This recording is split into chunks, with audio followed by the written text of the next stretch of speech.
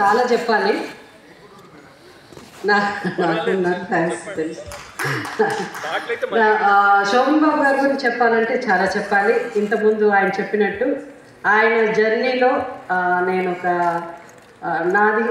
నా జర్నీ కూడా, ఎందుకంటే ఆయన నాకంటే ఎప్పుడో ముందు వచ్చారు. బట్ ఎక్కువ పిక్చర్లు నేను ఆయన యాక్ట్ చేయడం అందరికీ తెలిసిందే. 26 పిక్చర్స్ నేను ఆయన యాక్ట్ చేశాను. Okay, that's 31 pictures. Okay, sorry, అది రామారావు గారు అనుకుంటా. 26 మొన్నది 31 పిక్చర్స్ నేను చేశాను. అయితే ఒక్కొక్కప్పుడు శోభన్ బాబు గారు అనేవారు, ఎప్పుడు నన్ను ఏమిటోయ్ అని పిలుస్తూ ఉంటారు. ఆయన అందరినీ ఏమిటోయ్ అని, అంటే ఆయనకి బాగా ఇష్టంగా ప్రేమగా ఉండే అందరినీ ఏమిటోయ్ అని పిలుస్తుంటారు. ఏమిటో నీ మొహం చూస్తుంటే నాకు బోర్ కొడుతున్నది, ఎప్పుడు నీ మొహం, అన్ని సినిమాలు అనమాట మేము ఇద్దరం కలిసి చేయడం.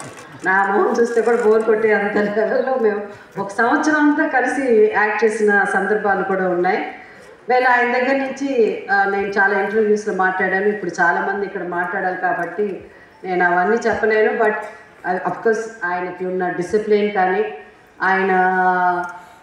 ఆయన వల్ల నేను కొంతవరకు ఏంటంటే 6 తర్వాత యాక్ట్ చేయకూడదు, మనం వచ్చి ఎంత యాక్టర్స్ అయినా మన కోసం, మన కుటుంబం కోసం కొంత టైం మనం కేటాయించాలి అని, అలాంటిది ఆయన వాళ్ళ ఫ్యామిలీ కోసం చాలా బాగా బ్యాలెన్స్ చేస్తూ, ఆయన ప్రొఫెషనల్ ఫ్యామిలీ చాలా బాగా బ్యాలెన్స్ చేసిన వ్యక్తుల్లో ఆయన ఒక ఆయన. అండ్ అఫ్కోర్స్ ఆయన ల్యాండ్ గురించో రియల్ ఎస్టేట్ గురించో మీ అందరికీ తెలుసు. అది మాత్రం నాకు రాలేదు, అది మాత్రం నేను ఆయన ఎంత చెప్పినా నేను వెళ్ళలేదు. సో ఎనీవే, దాని గురించి ఇప్పుడు నేను అప్పుడప్పుడు బాధపడుతూ ఉంటాను, కానీ చేయగలిగింది ఏం లేదు. బట్ ఆయన ప్రేమ రోజు ఆయన సినిమాలు చూస్తాం, ఆయన తలుచుకొని రోజులు ఉండదు. ఎందుకంటే ఎన్నో ఒకటి కాదు, 2 కాదు, ఎన్నో మెమరీస్. సో ఇవాళ మా నరేష్ అవార్డు అందుకున్నందుకు చాలా నాకు గర్వంగా ఉంది. నరేష్ గురించి చెప్పాలంటే మీ అందరికీ తెలుసు, మేమిద్దరం ఒకటిగా ఫస్ట్ సినిమా 12 కాపురంలో మేమిద్దరం నటించడం జరిగింది. తను నాకంటే బాగా చిన్నవాడు. సో అలా స్టార్ట్ అయిన కెరియర్.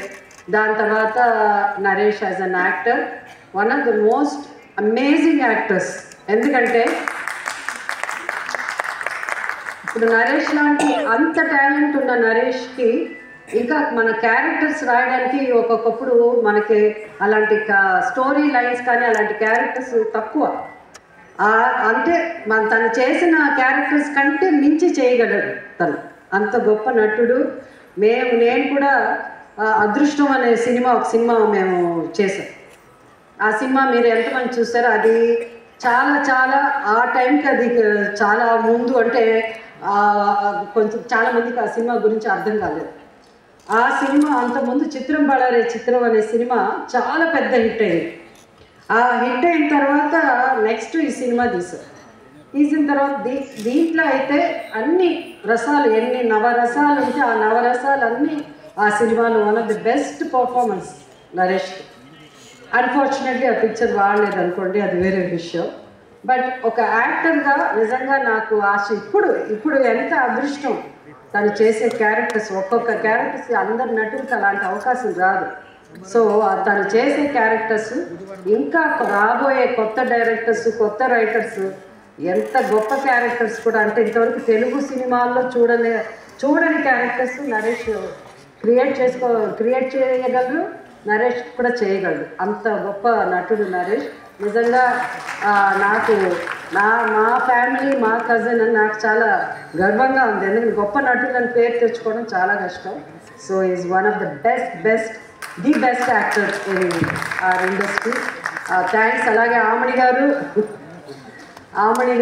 ఆమె ఎన్నో సంవత్సరాల నుంచి నాకు తెలుసు. నాకు ఆవిడకి రవీంద్ర భారతికి ఎంతో so I wish you all the best అండి. పాత వాళ్ళని మర్చిపోవట్లేదు, కానీ దూరం అయిపోతున్నాం, అలా వెనక్కి వెళ్ళిపోతున్నాం. మేము కొండాపూరు, కోకాపెట్టు, కొల్లూరు అక్కడికి వెళ్ళిపోతున్నాం. అక్కడి నుంచి ఇక్కడ చిన్న ప్లేన్లో నెక్స్ట్ ఇక్కడ ఎక్కడైనా ఎయిర్పోర్ట్ ఉంటే రావాలి, లేకపోతే బెస్ట్ మెట్రో. తప్పదులేండి, అది యూజ్ చేయడానికి కూడా అభ్యంతరం లేదు మాకు. బట్ ఇలా ఫంక్షన్స్ చేసుకుంటూ ఉండాలి, మనందరం కలుస్తూ ఉండాలి. Thank you sir.